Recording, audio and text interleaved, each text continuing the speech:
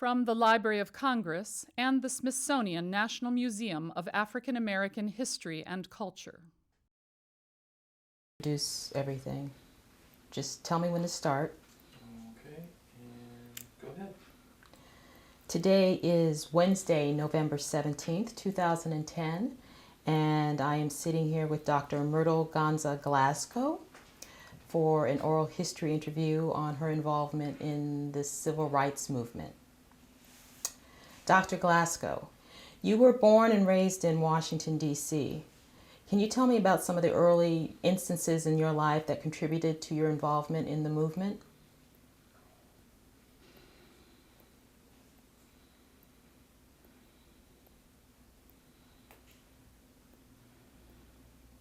Right off the top of my head, it's hard to think of things that may have contributed to me going into the movement. My family wasn't very political. Honestly, it's hard to think of anything. But I was always, as my godmother would say, I was always too frank. Mm-hmm. Whatever I thought, I said. And I had to learn how to not do that, because if I saw things and they were not right, I made it clear that I did not agree. And so, but right now, I don't think of anything from my childhood that led to me coming into the movement. So even as a child, you were pretty honest and straightforward? Oh, I was very honest. Mm-hmm. Yeah, and I was also get up and go, because my brother and my sister used to make jokes about me. They would say, "She always has money," and I would, we had to bargain with my dad to get money, and so he didn't give us an allowance, but I would go to the grocery store and I would carry orders. I would take groceries for people to their house for $0.25. And then when I got to where I had a bicycle, I would do that too. Put the groceries on the bicycle and take them for $0.25. And so I would, that's the reason they said I always had money, because I would make a little money. Then sometimes I would come to my father and I would say, well, I want to go to the carnival. The carnival came to D.C., I think, once a year. And I would tell my dad, I want to go to the carnival. And then I would tell him, I said, what I need is $6 to go to the carnival, but I already have $3. So all you have to do is give me $3. So he was willing to do that. Well, it sounds like you're straightforward. You said what you wanted, and you were Right. able to negotiate Exactly. what you got. So you take kind of that straightforward nature. You graduated from two of the finest African American educational institutions in the country, Dunbar High School and Howard University. Yes. Were there instances at Dunbar or Howard that inspired you to become involved in the struggle for civil rights? I don't think of any in particular. Let me see, at Dunbar. No, I don't think of any. But the thing that interests me about that is people, especially my classmates at Dunbar, when they see me, when we go to our reunions and stuff, they always tell me that I always had something going. I was always making fun or, doing stuff that was kind of not quite acceptable. Mm-hmm. But anyway, I don't remember anything at Dunbar. Let me see, at Dunbar. Were there any clubs or organizations, or were there discussions among students about civil rights issues? No, and at the time I wasn't into that stuff. Mm-hmm, mm-hmm. I was just going to school, Mm-hmm. and I was going to school, and I wasn't doing my best. I was just going to school, and I was getting by. But I remember my English class. I enjoyed that, and I remember one occasion where I knew that this young man I read the Esquire magazine, and my father used to get a whole lot of stuff. The Life magazine, he got all 3 newspapers, and I read it all. And so this particular classmate of mine, we had to write an essay. And so he read his essay, and I recognized it as an essay I had read in the Esquire magazine. And so I told the teacher about that, And so, but anyway, I don't think that particularly speaks to me being involved in Right. the movement. What about your time at Howard? So many people talk about college as an opportunity to kind of expand their horizons, whether it's through activities or courses. Can you pick a moment, or were there certain things that really attracted you and kind of sparked your imagination and In involvement? relationship to the movement? In relation to the movement, but or also anything, because you never know what kind of spurs you along. I hate to say it. Nothing particular? I went to school Uh-huh. and I partied. Okay, so you were living the young college experience. Exactly, yeah. I mean, and I didn't realize at the time how good a student I was. I had this great facility for going to class and taking notes and reading my notes before an exam and getting an excellent grade. Mm-hmm. And so in these years, people have said to me how smart I was and how they liked to be in class with me and to hear me say things. But anyway, there was nothing political going on in my life, and I think about it a lot, that there was so much political going on in the city that I knew nothing about. Mm-hmm. But anyway, I'm trying to remember. So what happened after college? What did you do next?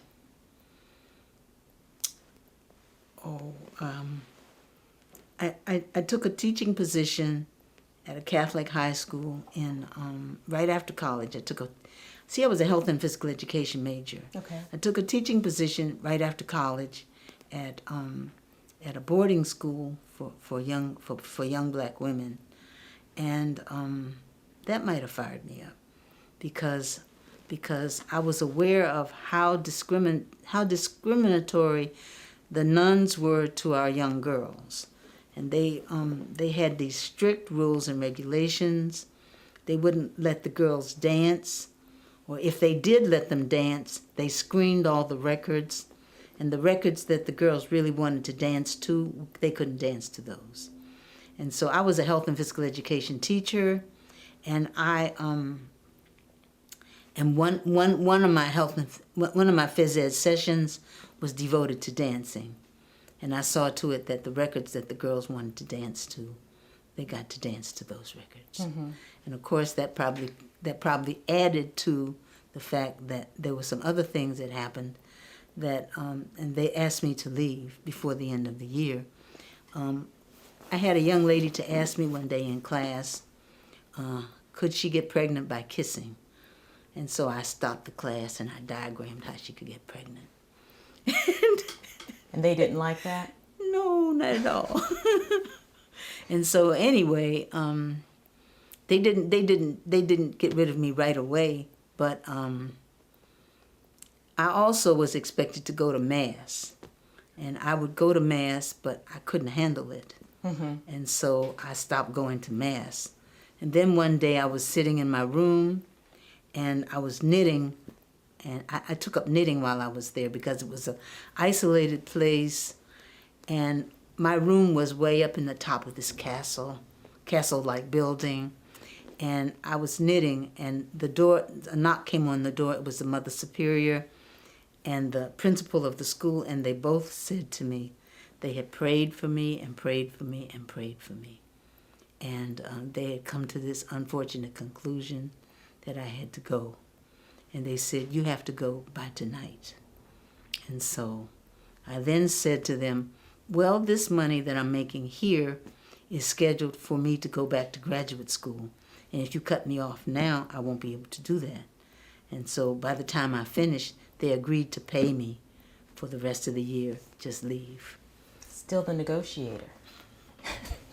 Anyway, and so I have no consciousness of that moving me to the movement. But I think, the fact that I was feeling oppressed Mm-hmm. and, and frustrated and angry and whatever. So is there a that catch me if I'm doing it again? Just nod happily.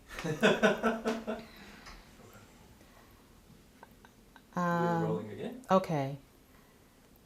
So after that first job, was there a point where you had an awakening or a consciousness that you wanted to become more involved? I mean, I was after. Well, it was a few years later. I went back to School of Social Work in 1958. I took my degree at the University of Pennsylvania School of Social Work in 1960, and I was working at the Rosewood State Hospital in outside of Baltimore as a social worker. You know, I did social group work and social case work with the families of the children that I served. And one day I was at lunch, and one of my coworkers says to me, "Why don't you come down to the meeting tonight?" I said, "What meeting?" He says, he was the chairman of Baltimore Core. And so he invited me to come to the meeting. And I went to the meeting, and I got involved. And so I didn't believe in picketing. And so I refused, because I didn't believe in nonviolence. So I refused to walk the picket line. But I would come and I would do all kinds of things behind the scenes. I would drive people places. I would do support work and all kinds of stuff like that, but I just wouldn't walk the picket line. And so then one day they said to me, "Come on and go with us. We're going to sit in." And I said, "Sit in where?" They said they were going to the White Coffee Pot. And that was one of the places that we were not allowed to go. And so I went with them to the White Coffee Pot. And as soon as we sat down, there was this guy who got up, and the guy came to us. He had grease on him. It seemed like from the top of his head to the bottom of his feet. Dirty apron, greasy hair. He read this thing to us which said we had to get up and go. And so the intention was that we that we would get up and go. And so we got up and we left. And I was so mad. I could feel the anger. All the way. I could feel the anger. And I just, anyway, it was like a rod of steel was put up my back. And I can't even describe how I felt. That turned me on. And so from that point on, I got involved in picketing. And I never got arrested, but you know, we were doing Route 40 things at that time. And the Route 40 demonstrations, and people, you know, what I was surprised to learn once I got involved was that when someone was going to go to jail, they made a decision to go to jail, to actually go and do what they were not supposed to do, and refuse to remove themselves. Like if we had wanted to go to jail that day, we would have not gotten up and left the restaurant. And then the police would have come and arrested us. As a matter of fact, there were 5 police cars outside waiting to arrest us. And I need a tissue, you guys. You can get me some toilet paper out of the bathroom. I'm sorry I didn't bring it with me. tissue. Yeah. So anyway. So what was I saying? We're talking about how it was deliberate. Some of the actions So about- anyway, I had not known that. So whenever we would go to different places where we were planning to sit in on Route 40, then there would be certain people who had come and they had brought their toothbrush and whatever they thought they needed to spend the night in jail. And so I never would agree to that. I didn't want to be in jail, didn't want to be arrested, but I would go and I would support that. I would picket when it was time to get arrested. I would leave, just like with a whole lot of, there were other people who would leave too. So that was my introduction to the movement. And in that process, I remember going over to Howard and picking up folks like Cortland Cox, and driving them to stuff we were doing on Route 40 and Bill Mahoney. I don't know if you're probably not familiar with those names, but I remember going up there and picking them up. You know, it was about these are the youth, and they need support to get where they're going, and that kind of stuff. Because I was still a professional social worker, and I saw myself, you know, a little bit back from the so-called civil rights workers. Okay. And so, anyway. I mean, it seems like there was an evolution in the levels of your involvement. And I just wanted to go back to something that you had said first when you didn't want to picket and you didn't believe in nonviolence. Can you kind of explain what you meant by that? And then you get to a point where you do want to picket. And then there's certain levels. Was it part of your attitude evolving? Or? It didn't make any sense to me to have people beating on you, and you didn't, and you couldn't respond to that in a like manner. And I had not attended any sessions where you were taught about nonviolence. I had no knowledge of the philosophical approach to nonviolence, and so that was my gut level response to it. And when I went to work at CORE, went to work with Baltimore CORE, I took that with me, those understandings with me. And but as I said, once I got so angry that this greasy, uneducated person would come and stand there and tell me I wasn't as good as he was. Get out of my face. I will knock you down. So it sounds like, to me, it's more than just joining up. It's understanding the philosophy and the rationale, that it wasn't just a mass of people coming together, that it was deliberate, it was planned, there were strategies. Exactly. And as you got more involved, And I came to understand. Okay. I could participate, but that's my way. If I don't understand, I can't do it. And things I don't, some things in life I've had to come to say to myself, well, you're not going to understand that. You're still going to have to accept it. It's there for you.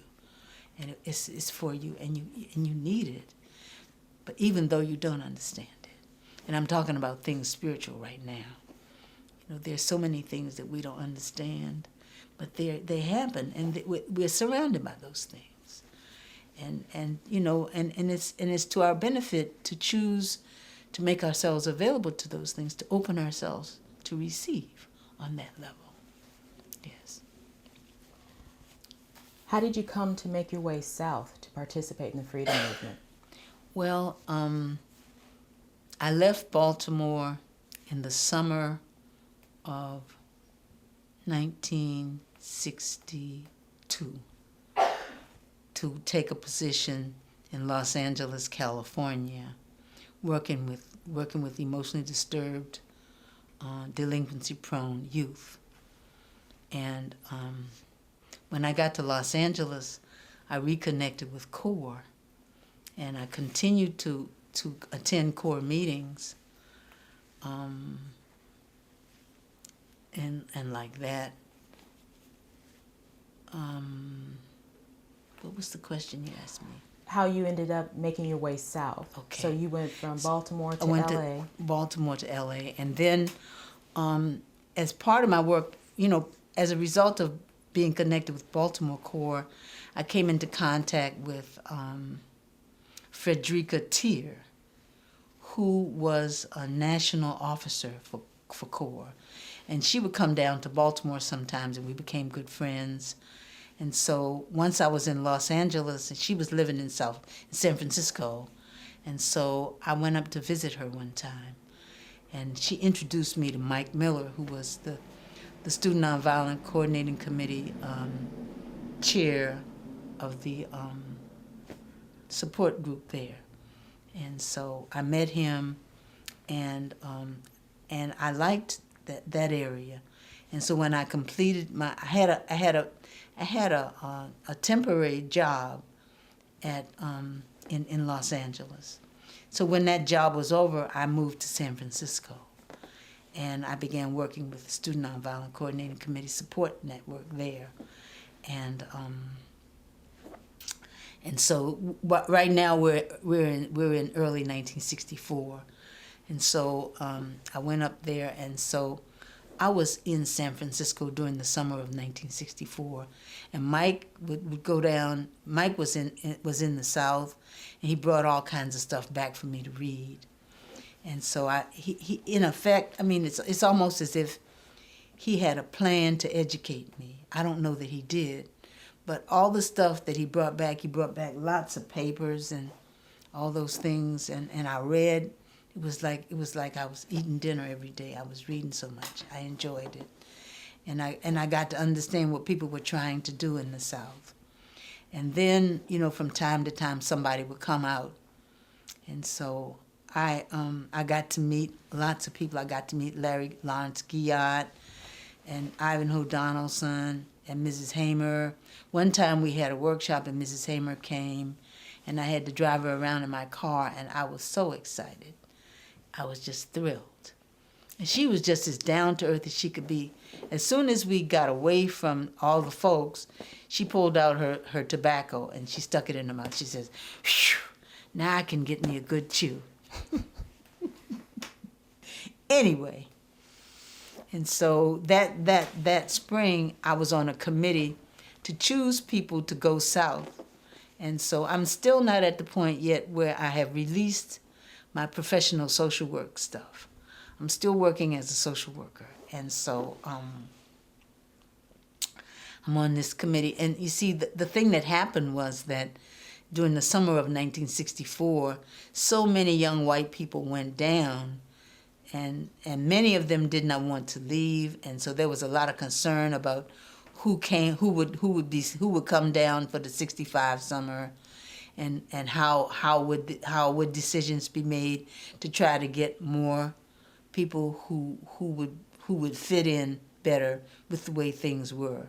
And so I was on a committee to help to choose those people.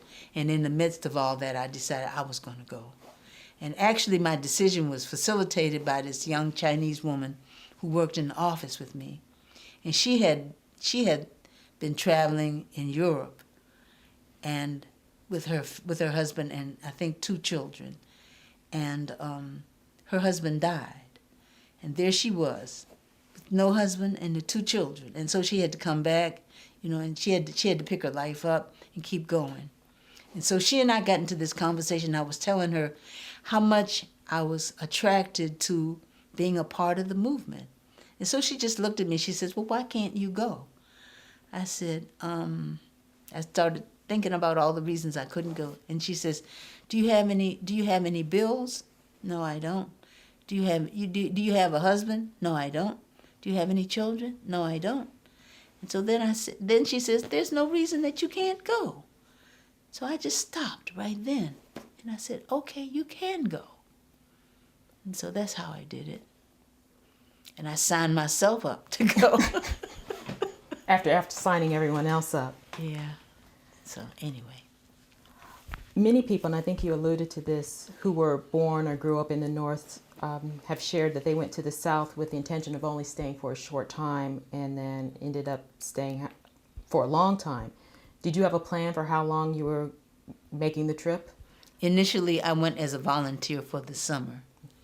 I think back inside myself, I knew that I was going to want to be there more than one summer, but that wasn't up front in my mind. I got there and I got involved in the work, and I wanted to, and I stayed. I stayed beyond the summer, and so, because we have cousins who lived in Southern Maryland, and we would go to visit our cousins, and when I was a teenager, we would go there, and I would have a great time when I was with my cousins in Southern Maryland. We would go to joints and we would dance and we would have a good time. And so I found quite a lot of a same kind of thing in the South. And in Arkansas, after we worked ourselves to death, then we would go to this. It wasn't the hall. The hall was the place, where my cousins lived. we would go to this, I think VFW Hall, and we would dance, and we would have a nice time. We would enjoy, and so. But that's not the reason I stayed. I got involved. I loved it. I really did. I loved the work. Can we talk a little bit? Obviously, your work started long before you went south. I mean, getting involved in Pennsylvania and then moving out west. When you made it down south, what were some of your first responsibilities? What did you get involved in? I was the director of the Freedom School in West Helena, Arkansas, and it was truly the result of the fact that I had worked in summer camps for many years as a camper and as a director. And so what I did, in so many words, was set up a day camp in West Helena, Arkansas, for those children there. And we did a lot of different kinds of activities. And of course, an important part of that was discussing with them what was going on in their communities and facilitating for them opportunities to express themselves and to write poetry if that was what they desired and stuff like that. And so that was the first thing I did. And the most important part of that summer for me was the guidance that I received from the workers who were there. Because one of the things they said to me, and as a matter of fact, Mike had said the same thing to me before I got in the South, that I needed to pay attention to what was going on around me, that I didn't need to get involved right away, thinking that I had something to offer or to lead or to guide, that it was important for me to watch and listen and learn. And as a matter of fact, the director of the project in West Helena told me, go to community meetings, but do not get up and tell people what you think. Stay in your seat. If you have to, write down what you think, and we can talk about it later. And so that was the most important experience for me that summer. Of course, I did voter registration. There were 9 of us volunteers that summer, and there were 2 of us who were black. And we did voter registration. We did. I did the Freedom School. We attended community meetings in different parts of the county, and so we got and I learned how to go places and just be there, and gradually get acquainted with people. People knew who I was, and I would go places and just kind of hang out, and gradually introduce myself to people, and then my goal would be to get entree, and then gradually ease into some discussion with them to find out where they were in terms of how they felt about being involved in the movement, how they felt about coming to the meeting once a week, and once they were at the meeting, would they do other things related to what we were doing? Would they canvass? Would they picket? What would they do? That kind of stuff. You also did some work in Mississippi. Mm-hmm. This same kind of thing, or exactly? Yeah, I worked at West Helena until I worked in Arkansas from May 1965 until I don't remember exactly when in 1967. I had to come out because I was sick, and I was in Atlanta where I saw the doctor, and then I knew John Buffington from seeing him at meetings, and John asked me if I would come and work at his project in West Point, Mississippi, and I agreed to do that in 1967. So anyway, what was his project in West Point? It was a regular project. It was the same kinds of things. You moved around and you got acquainted with people, and you helped them. If there were challenges that they were facing, problems they were having, you helped them to think through things that they could do, or you helped them to do things to help solve those problems, and that was the tack we took in the meetings also. people would talk about things that they wanted to see differently in their communities. And we would try to help people to think of what are some things that the community could do to make the changes. How should we proceed to make those changes? And so and you would help people to go forward with their ideas and try as much as possible to not put your stuff on them. Let stuff come from them and then support that. Like, for example, in Jones Ridge, Arkansas, the Turner Elementary School, the families there were disturbed because every time it rained, the toilets would back up, and feces would float down the hall in the elementary school. And so that had been going on for a long, long time. And they had been complaining and trying to get somebody in the county to come and see about it, but no one ever came. And so when we started having the meeting in Jones Ridge, that was one of the things that came up. And so I wasn't working that part of the county. It was my coworker, Howard Himmelbaum, who was doing the work. And he said to people, well, what do you want to do? And so they said, well, we want to get this changed. And so they thought about all the different things they could do.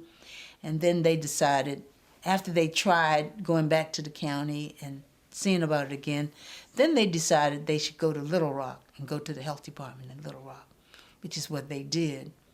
And then people came down and checked things out, and they found that the pipes had been laid uphill. And so anytime it rained, that was the problem. So once that was corrected, then the people in that community said, well, we did that. So that was great. Now we can think of other things we can do to make the schools better for our kids. And so that was how we got started.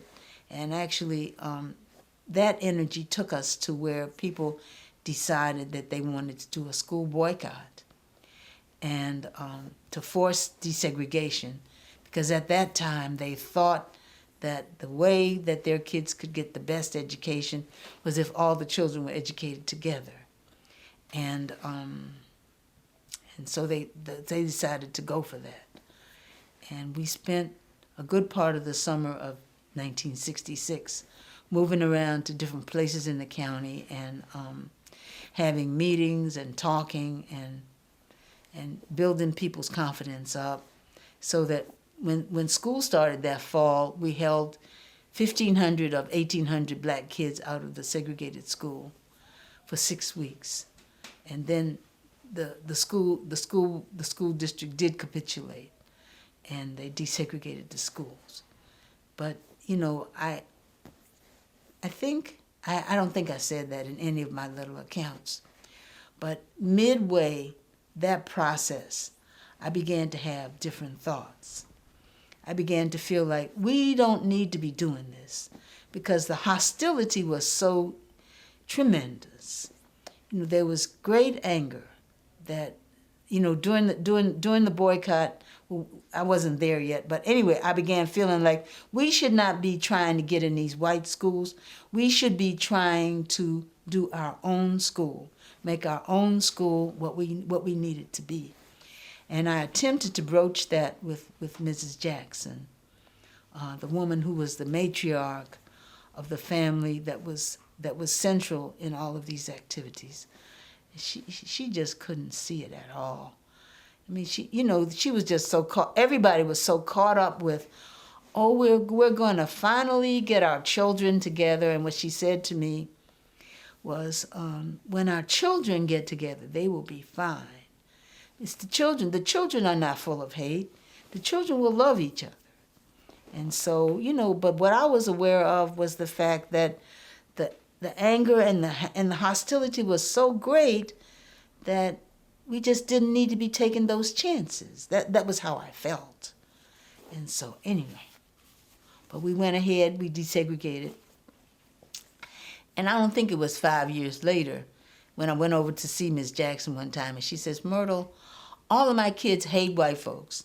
I said, and so, I knew that already. And so she says, well, why is that? I said, well, you know, they are being treated a certain way in the school. And so, you know, once the kids got in the school, they had been in the band in our other school. They couldn't get in the band. There were so many things that they were not allowed to do. And people were condescending to them. And so, and Miss Jackson was so unhappy. And the kids themselves were very unhappy. And so, anyway. So that's how your thinking evolved once you did come down south and see the realities of certain situations. And Yes. so the hostility and hatred was pretty visceral. Yes. And part of the struggle. You mentioned Miss Jackson. This is Gertrude Jackson? Gertrude Jackson, yes. Right, so this was in the community of Marvell with Erlis and Gertrude Jackson. Yes. Can you talk a little bit more about your interactions with them, more about that project and working with the both of them in voter registration and the schools and public safety? Well, the Jacksons were, the Jackson family was the, you know, like you could say in most projects, there's usually one family that is kind of around which the project, you know, revolves. And so the Jackson family, Mrs. Jackson and her husband Gertrude and Erlis, as well as James Jackson's, Mr. Jackson's brother, as well as a Jackson who was a cousin who owned the store, all of those people were staunchly in support of change for their communities.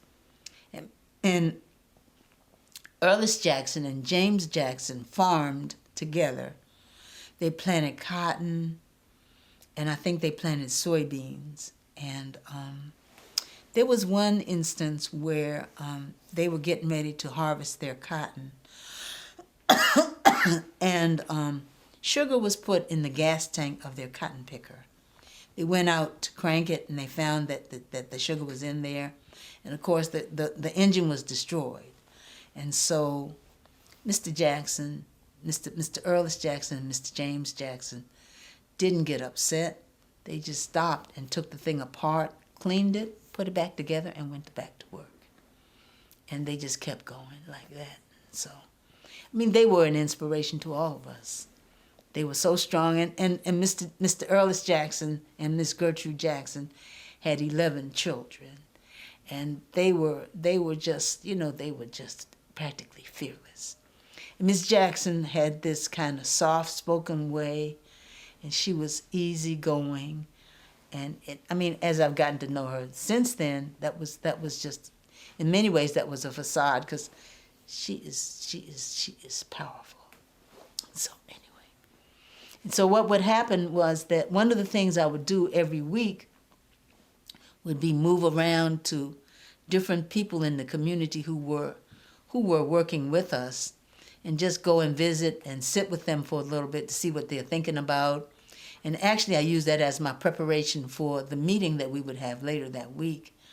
And so I would go and I would sit with maybe 4 or 5 different people I would sit with, make sure I knew what was on their minds, and say some things to them that I thought they needed to hear. And so I would go to Miss Jackson, and we would do that. And then what I began to realize after a while, I didn't pick it up right away, was that when I would go to Miss Jackson would always have great ideas about things to do. And so the way she would do it is she would tell me the idea. And so I would be so excited about it, I would just go to the meeting. And when the meeting was going on, I would present the idea.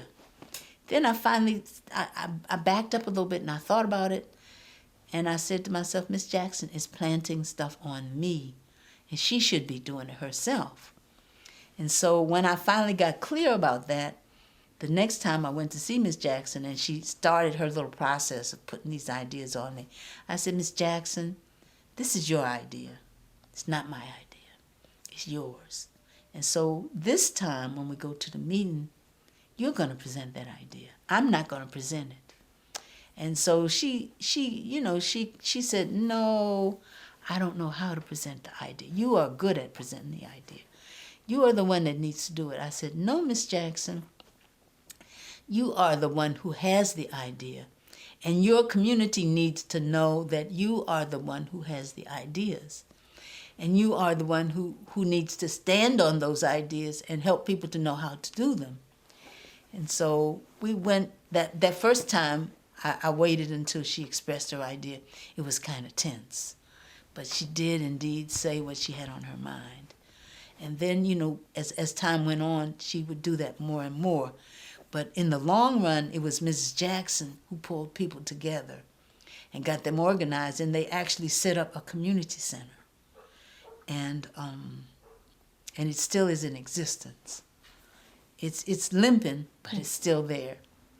And so, anyway. So is it fair to assume, I'm trying to understand how this was all pulled together, that volunteers who came from the North, there was always a movement afoot in the communities in the South.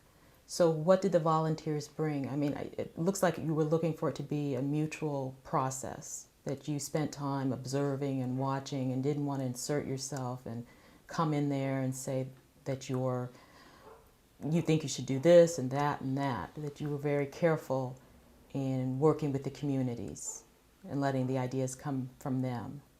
My goal being there was to create a process where they got in touch with the fact that they are capable, and where they develop confidence to move and do on their own.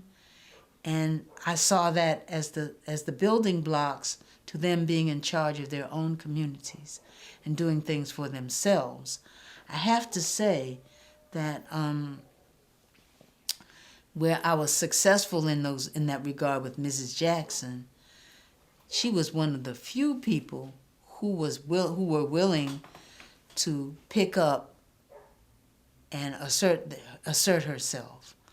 There were people who wanted to be in charge and to do things, but they didn't trust themselves. And Mrs. Jackson got to where she did trust herself. And so she was able to step forward and do things. The experience I had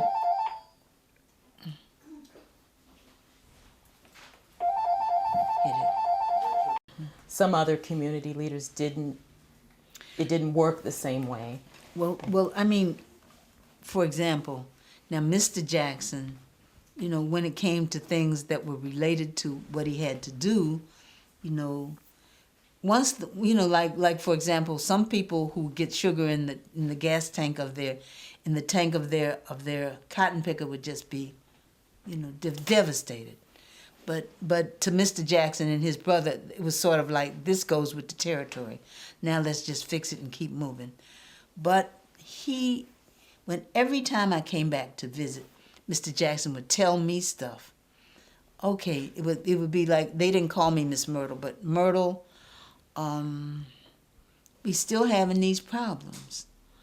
And it was sort of like telling me to help him to solve them. And I would always be saying, well, Mr. Jackson, did you do this? Did you do that? Things that I used to say back when. But, you know, where Mrs. Jackson figured out how to send all of her girls to college. I mean, she connected with a woman in Connecticut who was willing to send her money so that those kids could go to college. I mean, I didn't know a thing about how she did it. I didn't know when she did it or anything. She just did that. You know, that you see the difference in the spirit. And her husband, you know, never. I mean, there were things that he was strong on, but not by comparison to Mrs. Jackson. She was creative. She is creative. You know, she was always looking for ways to do stuff that other people didn't think about. And so, anyway, yeah. During your time with SNCC, the dynamics of group leadership and participation really changed in relationship to the white workers. What did you witness in the communities in which you worked? Well, my co-worker, Howard Himmelbaum, was a Jewish guy. And we worked fine. I mean, I thought we worked fine. We did work fine, actually. We didn't have any conflicts of any sort. But when we were planning for things to do, the two of us always talked, and we always worked out whatever differences of opinion we might have before we went to do things. Like, like I think I mentioned in one of my write-ups that we did this. We had this workshop for people. It was like a legal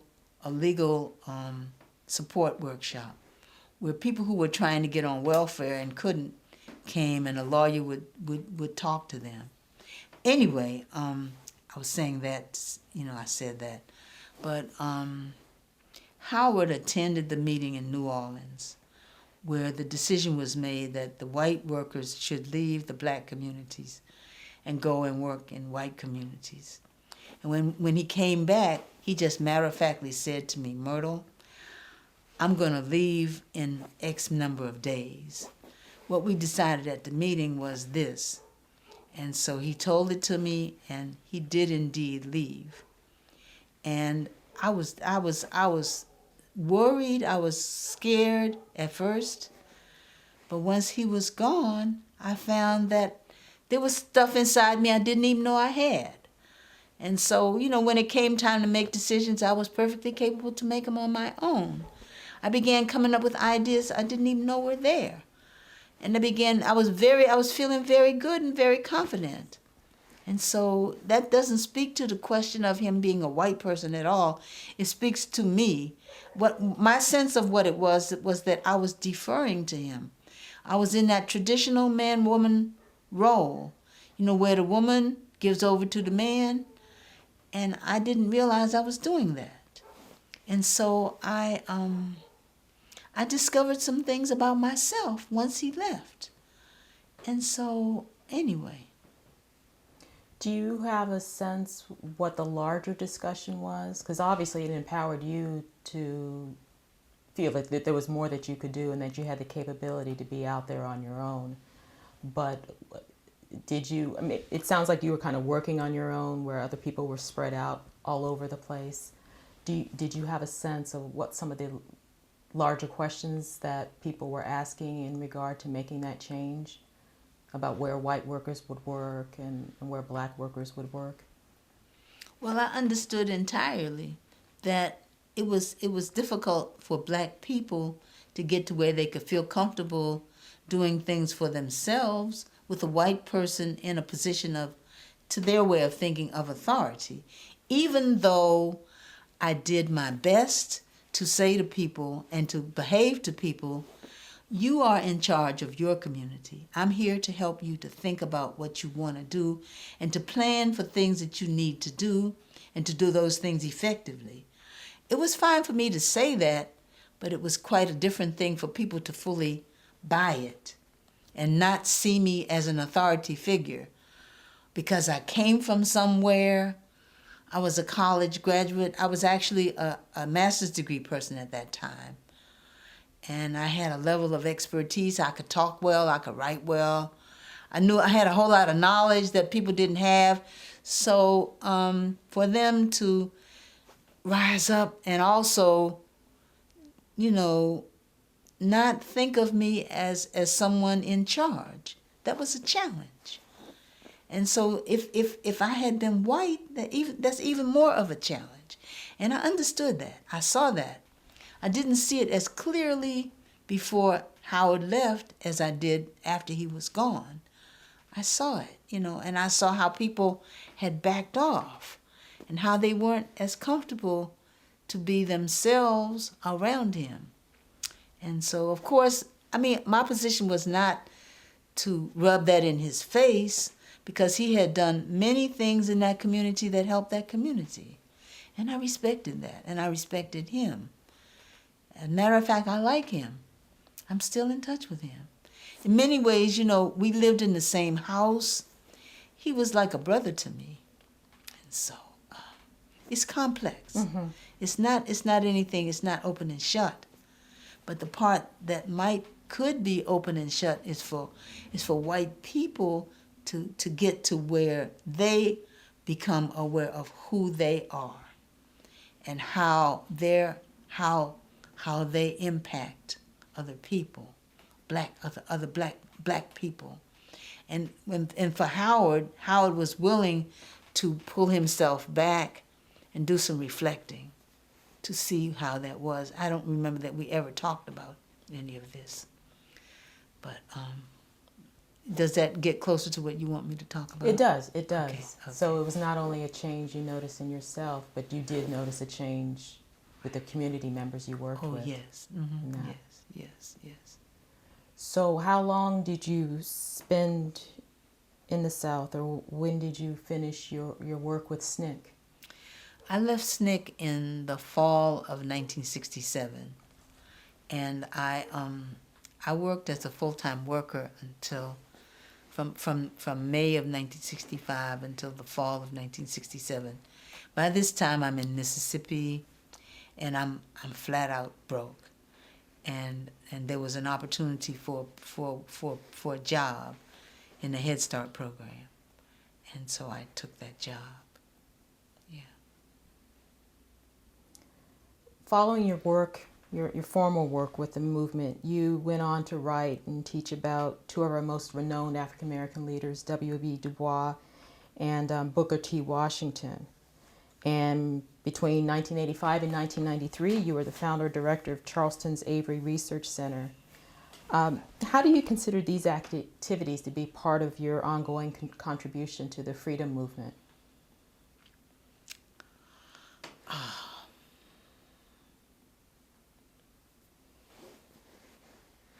Well, first of all, I became an activist.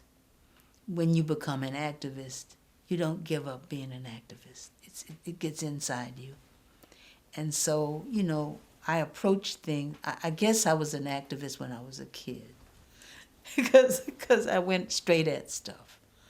And I had to learn how to go at stuff and not go so dead straight, because lots of times when you go straight at stuff, you turn people off, and they are people that you need to be connected to. And so, what did I do first?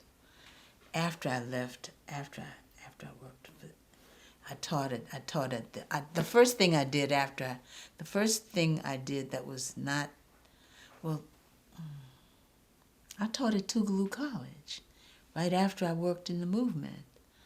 And in a sense, that was an extension of, I worked in the Head Start program, and I don't know if anyone has said this to you or not, in an interview or not, but the Head Start program was the Head Start program in Mississippi, which was started in 1965, was the first Head Start program in the country. And the way it got started was that the white volunteers who had worked in Mississippi came back home all caught up with their feelings about how people were so poor, and people did not have decent schools, and people did not have enough food to eat. They got involved in trying to set up some kind of program to meet those needs. And what they came up with was the Head Start program. And so, on the one hand, in the sense that in one sense, it was an excellent situation, because for the first time, people who had been working the cotton fields and making stuff like $10 and $12 a day were making $65 a week. I mean, I shouldn't say $10 and $12 a day, $5 a day. You pick a certain number of pounds, you get $5 for that, and you work 12 hours to do that. So those people had jobs where they were making $65 a week. And it was the first time black folk had jobs that were not connected to the white power structure in Mississippi. At the same time, by placing the program on the wheels and the infrastructure of the movement, it gradually destructed that infrastructure. And so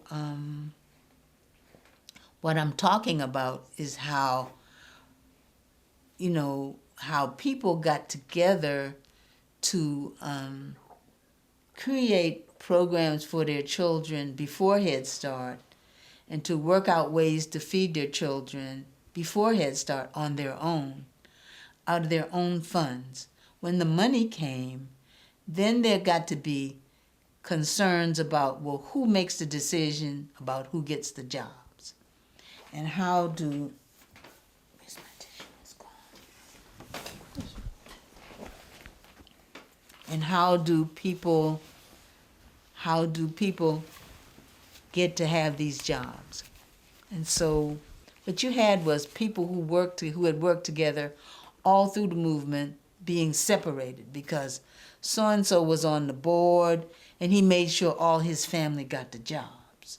And Ms. Johnson over here, who had also worked closely with him in the movement days, was not on the board. And so she didn't get to have any say about who got the jobs. And furthermore, she might not have gotten one herself. And so that just dropped all kinds of poison down into the infrastructure of the movement. And so after a while, people who had been close, who had worked hard together, who had just struggled together, weren't speaking to each other. It was very painful to watch, very painful. So anyway, I worked for that program. I was the director of the community program organizers. You know, there were, and then I don't know that you probably don't know, but Senator Stennis fought the Head Start program. You know, every time, like we had the funding, I think, for whatever period we had the funding for, and the program was going along, and everybody who worked in the program had formerly been working in the movement. And so people continued to do the things they had done in the movement to make sure folks got information, to make sure folks stayed abreast of certain issues, make sure folks got out to vote and stuff like that. And so of course Stennis fought it. This is a federal program supposed to be for education and food and changing communities. It's not supposed to be the movement. So he would bring the program to a dead stop. And so people would not have jobs for X amount of months. And then there'd be a big fight in Washington. And then the program would come back. And then there'd have to be a decision about, well, who's going to get the jobs this time? Who's going to be on the board? Of course, there were all these rules and regulations that people had to go by in relationship to that. And so, anyway, that's Got very complicated and very political. complicated, very political, and really nasty. It was deeply disturbing. And I was right up in the center of it. You know, folks like me always had the job. And so people who had worked in the movement with me were angry at me because I had the job. And of course, it didn't have nothing to do with, I had the job because I had the job. But their jobs had been cut off because the program was stopped. So even during the time when the program had stopped, there were certain people who kept on working. I'm one of those. I got to a place where I decided, well, this time when the program stops, I'm quitting. And that's how I just waited. I just stopped working until the program came back, and then I went back to work because it was too painful. You know, it was just too painful because folks were angry at the way the program was going anyway, and then of course I was a butt of all that. It was just very, very hard, very hard. Anyway. So you did your work with Head Start, and I Did my work with Head Start, and then I went to Tougaloo College, and I taught at Tougaloo from 1967, from 1969 to 1972, and I taught in the sociology department, taught for Dr. Ernst Berinsky, and because of who I was, to a large extent, I just continued doing what I had always been doing, bringing information to people, helping the kids to understand certain kinds of things, you know. At the time, I became a Muslim. I was in the nation, and I was passing that information on to people, how to eat to live. And so the kids would be walking around campus saying, "Did you hear what Glascoe said last week? She said you're supposed to eat this and you're not supposed to eat that." but I enjoyed that tremendously. And I also I developed a course that was called the Small Group in Process, where we focused on getting to know ourselves as individuals and also as people who are part of communities. And I've had young people to say to me that course caused them to think about themselves in ways that they had never realized that they needed to. And it helped to change their lives. And to some extent, I still have versions of that course salted into everything I do. That is like in my teaching. And so, anyway. Is it a course that kind of mimics your own evolution in your own life, kind of being a part of community and getting involved? Did your own experiences kind of feed into developing that course? I'm sure. Mm-hmm. I'm sure of that, but it's actually focused on. See, the challenge for me has been getting to know myself, getting to know who I am, getting to know what my gifts are, what my liabilities could be, what areas of my personality need me to be aware of them and be on top of them all the time. And that was the gift I attempted to give to my students through that course. That it's very important for you to know how you affect others. When you go into a situation, what's your personality like? Are you open and outgoing? Are you shy and retiring? Do you just kind of take things as you go along? And in any of those cases, how would that affect other people who are just meeting you? And so if you want to be, like for most recently, I've been teaching education. And the way I would approach that whole set of issues was, well, each one of you has a story. And each one of you needs to tell your story to yourself first. And then you need to tell your story to the class so that each one of us can get to know each other. And so, in that process, I actually set up a format for people to follow to do that. And so it was what I would ask them is, what are you bringing in your suitcase with you of your beliefs and your attitudes into classrooms where children are? Do you know what you have in your suitcase? If you look in your suitcase that you're bringing with you and you see some things that you'd rather not that children have, do you know how to take those things out of your suitcase? Do you know how to adjust those things so that you don't bring that in its form that it's in now to the classroom? Can you see how that would affect the young people in the classroom? Those are the kinds of things. That's how I do it now. Well, you made the comment earlier about... Excuse me, I'll have to change the paper. Oh. So you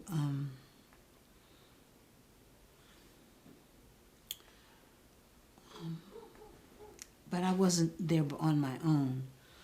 I was in support of work that was already going on, and I attended meetings, and I participated in discussions with people, and John had started a restaurant in West Point, and I did things to help out with the restaurant, and and by this time John had figured out how to get food stamps for us. So I was in charge of the food stamps, and I would buy all the food, and people would get mad with me because I wouldn't buy stuff they wanted. And anyway, it was, I really don't remember more than attending meetings and being in support of the work that was already going on there when I came. And so, yes. I didn't do voter registration in West Point. I did some voter registration in Arkansas. In Arkansas, okay. Right, but I didn't do voter registration in West Point at all. I wanted to get back to a comment you had made, once an activist, always an activist, Mm-hmm. and how that activist mentality or your work on the freedom movement, how you move that forward in some of your other work. For instance, your writings on Du Bois and Booker T. Washington, or your work at the Avery Center. And if you could talk a little bit about that, just to see how that mentality, what you were able to take, what you worked in on the past, and how to bring that into some of your. Well, I mean, it's not a. First of all, I need to say it's not a conscious process. What I'm saying is it's not something that's up here and you plan it. But my way is to be upfront and to be straight ahead. And I had to learn at the Avery Project that wasn't going to work. That to be upfront and straight ahead with people who were waiting for you to give over to them was not going to work. And so, but at the same time, they were kind of in a tight position. Can you tell us a little bit about the Avery Project, just for the record? Okay. I was invited in 1985 to be the founding director of the Avery Research Center for African American History and Culture. It was envisioned as an archives by a group of people who had attended the Avery School. The Avery School was founded in 1865, and it was the first academic high school for black people in Charleston, South Carolina. And it remained open as an academic high school for black people until, I believe it is till 1954. And by that time, by 1954, the city of Charleston had a school that had combined academic and vocational pursuits. And right now, the name of that school doesn't come to me, but and so the Avery School was closed in 1954, but and the building that had been built for it. And I need to go back and say this: during the years that the Avery School was open, it was supported by the American Missionary Association, which I'm fuzzy with the information. By the American Missionary Association, I was going to say, and that there's a connection between the American Missionary Association and the Amistad, and I can't speak about it directly right now, but anyway, so there's a lot of history in there. And so anyway, people who had it was a school that had a reputation of being discriminatory inside the black community. There were comments made that black-skinned people did not go to the Avery. That the Avery, if you got there and you were black-skinned, that you were there, but the Avery did not welcome black-skinned people. They welcomed light-skinned black people to the Avery. And so that was one of the reputations of the Avery. But the story, the long and the short of it is, graduates of that school, after the school was closed, and it went through a number of different incarnations with different organizations living in that building, those graduates got together and they wanted to get the building back and put back into it an institution that would support the education of black people in Charleston. And so I was invited down to head that up. When I got there, the organization, it called itself the Avery Institute for African American History and Culture. I think they called themselves the Avery Institute of African American History and Culture.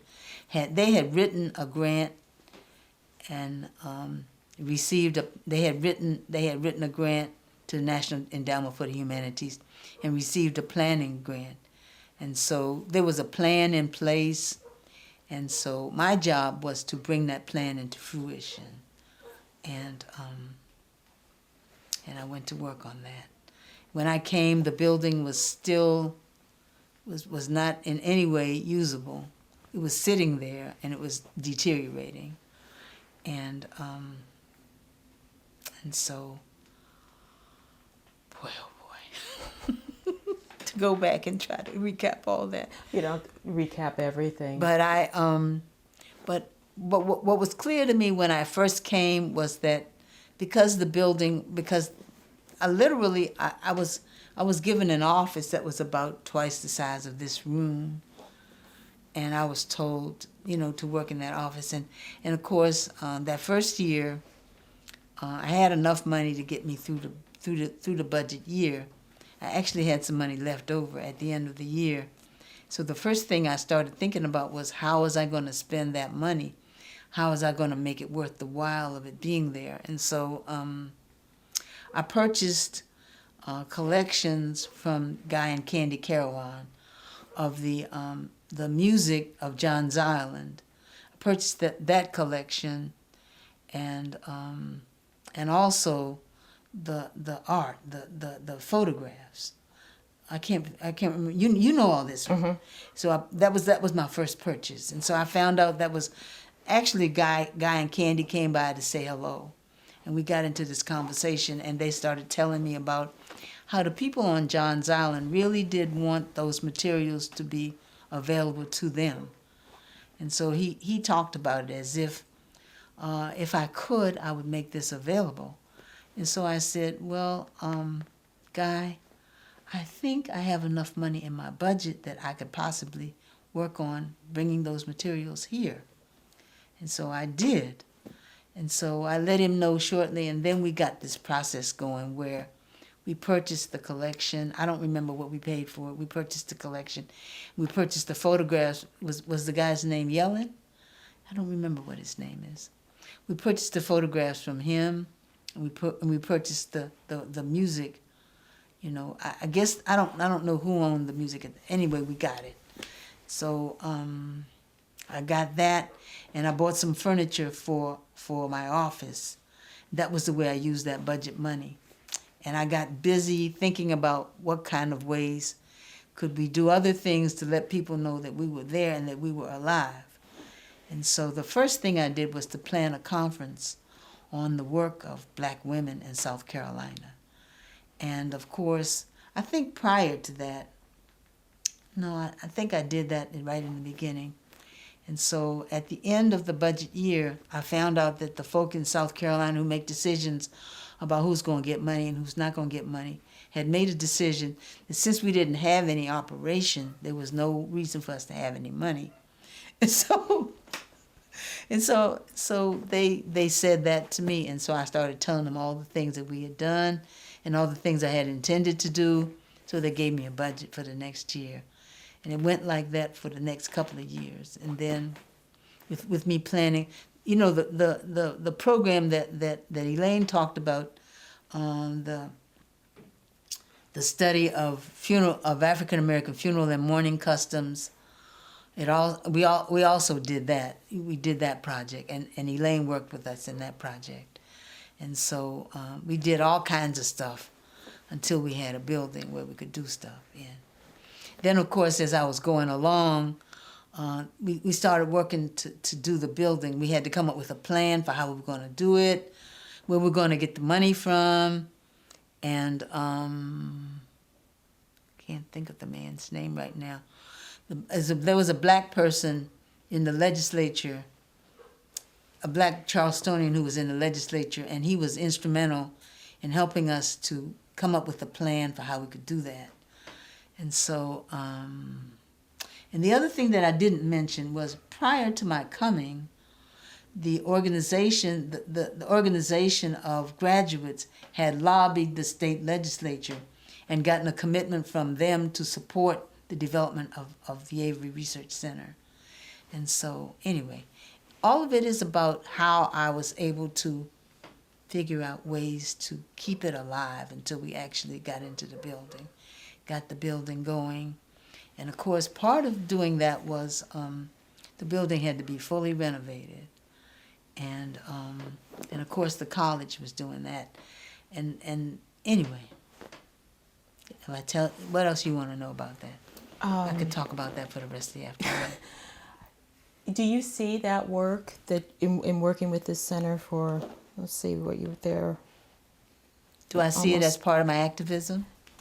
Yes, and in what way? Or looking back on it now? I mean, the bottom line on that is that I may be mistaken, but the average person who would come somewhere to work would expect people to tell her what to do and to say, well, you can do that, you can use these funds to do this, you can use these funds to do that. My position was the funds are there, I'm in charge of them, I'm going to figure out what to do with the money. I'm not going to ask nobody what I should do with this money. I'm going to figure out, and then I began to realize that my boss, who was the director of libraries at the college, had said to me, I don't want any surprises. So I took a position that anything I was getting ready to do, I would tell him. And I literally would tell him, I would say, David, what I'm thinking about is this. And I would lay it out what I was thinking about, whatever it was. And he instead of him saying, I don't think you should do that, he would say, well, I don't know if that's a good idea. If he did not tell me no, I was gone. That's the activism. If he did not say no, I just went ahead and did it.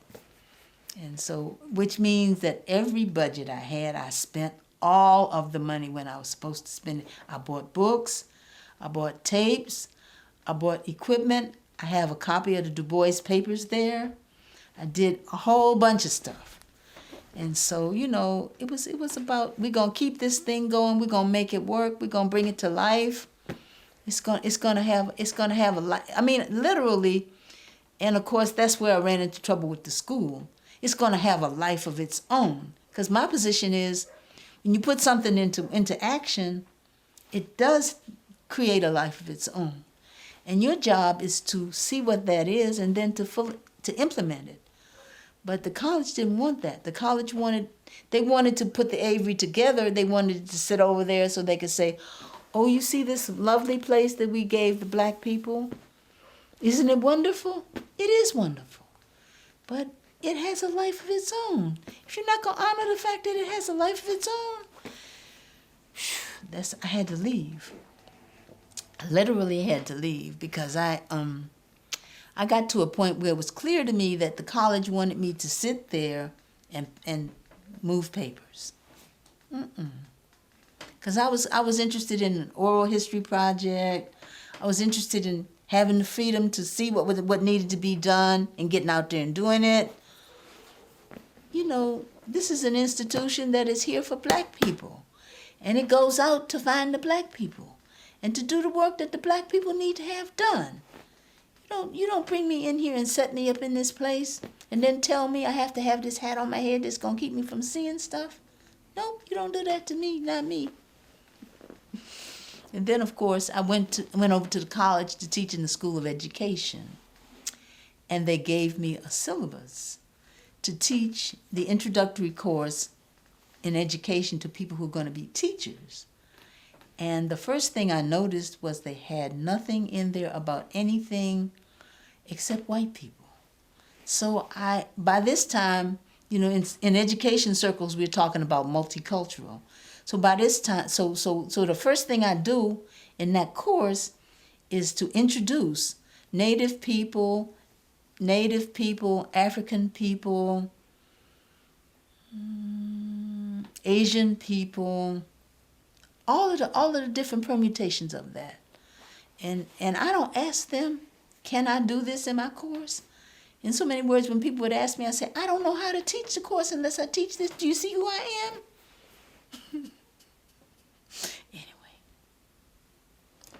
Anyway. We didn't get to talk a little bit about your work with W.B. Du Bois and Booker T. Washington, your research. And I was wondering if you brought any insight to that, given your involvement in the freedom movement when you started to work on these topics or teach and write about them. Were there any kind of new insights that you had bringing their words and writings of a previous era? Well, the bottom line on all of that is I have done one published article. I've done about 3 published articles about my work on Du Bois. I did my work on Du Bois' educational thought and how it evolved and how it changed over the years. And And I'm getting ready now to go back and publish that material. I'm getting ready to get into that dissertation and pull it up and bring all of what I have now to it. And I mean, it's interesting because when I was invited to give a paper at Greeley, Colorado, and on Du Bois' role in founding the NAACP. And in that context, I wove the ideas on education into all that. And so what I realized then was I'm much better prepared now to approach that work from a perspective of what I can bring as a result of all my different experiences, what I can bring to, what insights I might be able to bring to his thoughts. And I haven't given as much time as maybe I will give to Booker T. Washington. But one of the things that I'm clear about is that, you know, the whole Tunis idea. Where I take it is that the Tunis idea reflects, on the one hand, what I believe Du Bois was saying was that on the one hand, we are African, and on the other hand, we are American. And where I take that in terms of education is that as teachers, we must be aware of the fact that African American children must have opportunities to reflect the culture that they come out of. And at the same time, they must prepare to live in this society, even though their lives in the society will contradict many of the values that they bring with them from their culture. And that for me is a level of the complexity and the intricacy of those ideas. And that's in terms of the Tunis. And so I'm trying to think if I could just bring anything else right off the top of my head in relationship to all of this. I don't know that I can.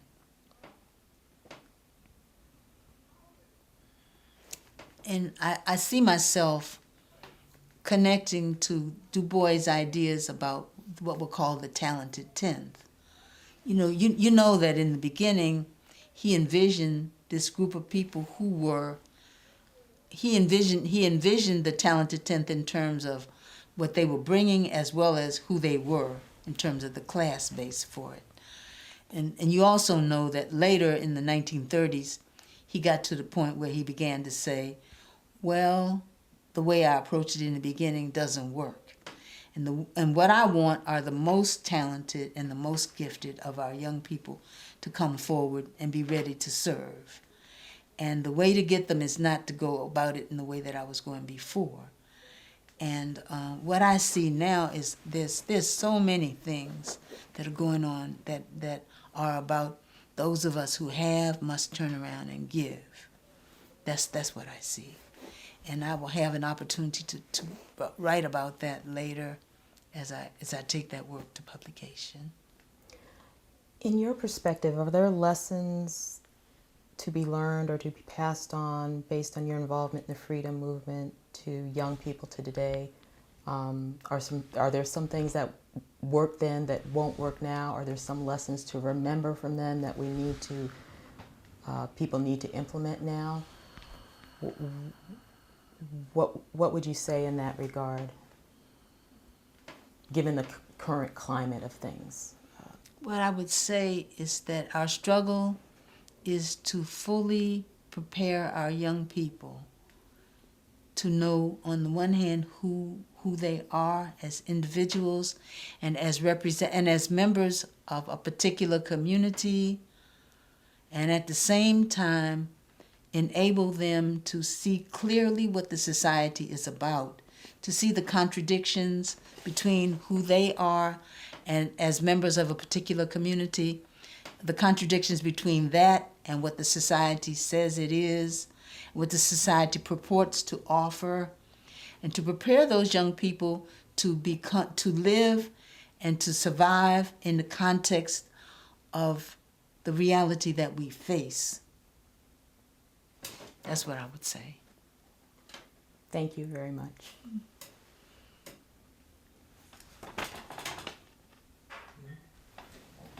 Thank you.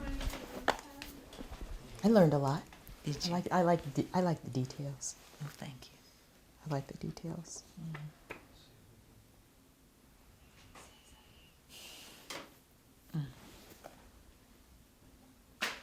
We're done.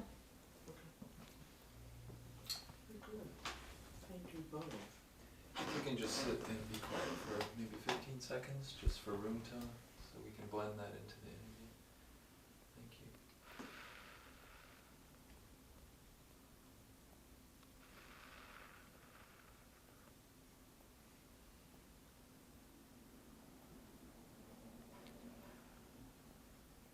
Cartone?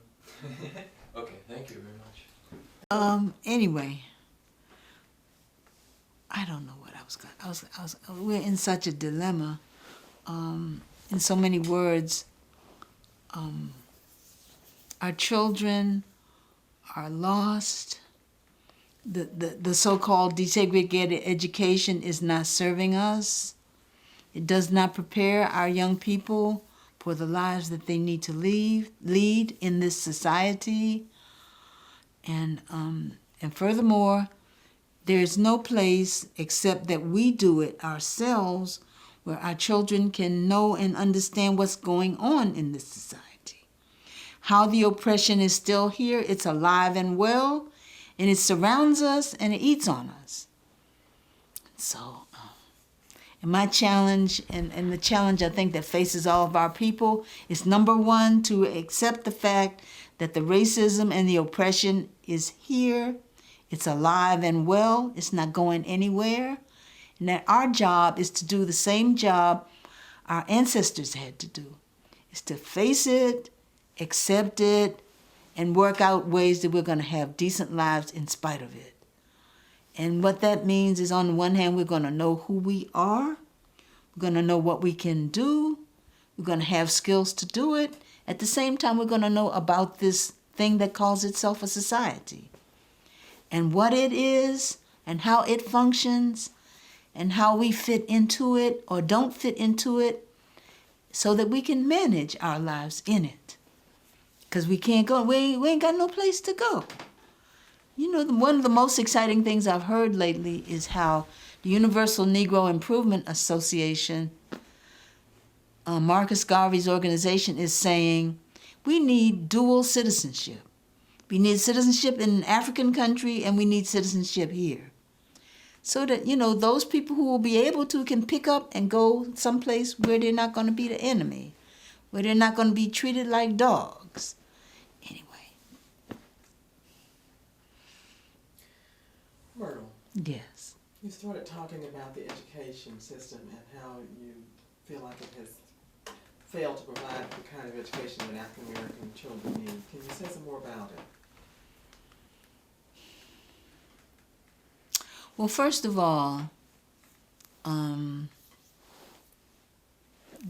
teachers do not believe our children are capable of learning. Not only is that the case for European American teachers, it is the case for Black American teachers who have been educated in this system, who have been taught how to teach by people who accept the idea of the innate inferiority of people of color. And so when we have teachers who are with our children and with having those attitudes, there is no expectation that the children will learn, will have the capacity to learn. And so the experiences that the children need are not offered to them. And many times the teachers don't even know that they have these attitudes themselves, which is the reason why when I'm working with people who are going to be teachers, I ask them, what are you bringing with you? What are your attitudes? What are your beliefs? What did you bring from your house? What did you bring from your upbringing? How do you know how you're going to approach these young people? And so many teachers, so many young people that are taught, and especially at Gettysburg College, believe that their job was to keep the children quiet while they gave lectures to the children, while they tell the children what they're supposed to know. They had no sense of the fact that the children are human beings and that they have inner selves that need to be awakened, and part of education is about that. They didn't even know that about themselves. When I would ask them, you know, when I would be teaching and I would say to you, well, you have this assignment, and your assignment is to read X and X and X and X, and come back prepared to discuss. So the students would come back, well, what are you going to give on the test? I would say to them, I said, well, you read, I said, now this is my test for the question. This is my question for the test. You have read such and such and such and such and such and such. And you have also learned that such and such and such and such is going on in schools. So how do you take those ideas that you learned when you read and apply them to what's going on in the schools? In what ways would you change the kinds of things that are going on in the schools? Of course, the students don't want to do that because it makes them think. They don't want to do that. They don't want to think. They want to have the answer. They want me to tell them, want me to ask them questions that's going to give them an opportunity to give the answer that they read in the book. It's not me. You have to think.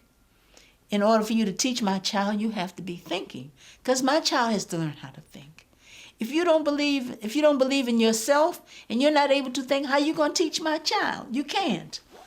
And I'm not talking about just black children. I'm talking about all children, all of us, you know.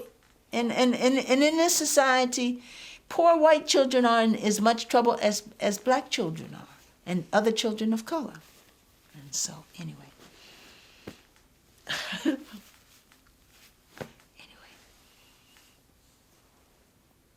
Those are my thoughts. Did I answer your question? Yes, thank you. Okay. Can I ask you one question? Yes. I was wondering, when you were thinking about going down south Yes. that first time, did people try to talk you out of it?